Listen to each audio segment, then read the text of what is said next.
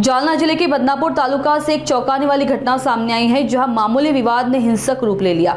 मजर गांव में 9 लोगों के एक समूह ने 5 लोगों पर हमला कर दिया, जिसमें 4 लोग गंभीर रूप से घायल हो गए। घटना बदनापुर तालुका के माजर गांव की है। यहाँ शेख रसूल, शेख गुलजार और लक्ष्मण काका साहब डाके के बेटों के बीच एक मामूली झगड़ा हुआ था, लेकिन इस छोटे से विवाद ने कुछ ही देर में हिंसक रूप ले लिया।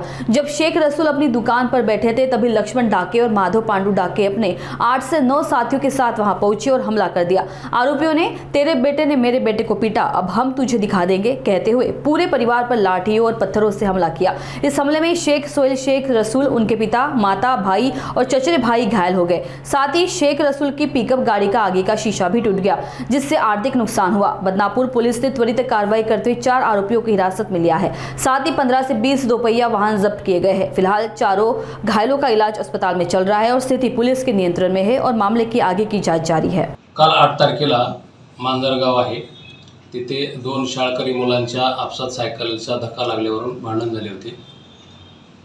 ते त्यांच्या वडिलांना विचारण्याला गेले असता त्यांच्या आपसात भांडण सुरू असताना पोलीस स्टेशनला फोन आला की मांजरगावात 2 गटात सुरू आहे।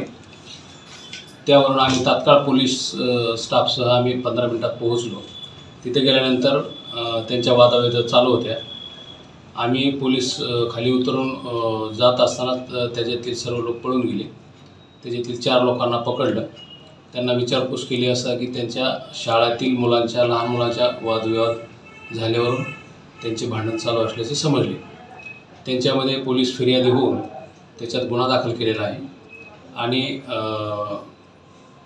काही सोशल मीडियावर आज अशी बातमी ऐकली की प्रार्थनास्थळातून बाहेर निघणाऱ्या लोकांवर टोळक्यांचा हमला, हे दादांत खोटे असून याच्यात कुठलंही तथ्य नाही। सत्य परिस्थिती त्यांच्या वैयक्तिक भांडणावरून झालेला आहे। तरी माझं एक आव्हान आहे की अशा चुकीच्या गोष्टीवर कोणीही विश्वास ठेवू नये। सध्या दोघांचे गुन्हे दाखल केलेले असून CCTV फुटेजप्रमाणे चेक करून आरोपी अटक करण्याची कारवाई सुरू आहे। यात काही 4 आरोपी अटक रात्री करण्यात आलेले असून घटनास्थळावर ज्या मोटरसायकल होत्या त्या पण जप्त केलेल्या आहेत आणि PCR साठी कोर्टात गेलेले आहेत। पुढील तपास चालू आहे आणि तहसीलदार साहेब, मी आणि DYSP साहेबांनी गावात जाऊन शांतता समितीची बैठक घेऊन सर्वांना शांततेचे आवाहन केलेले आहे।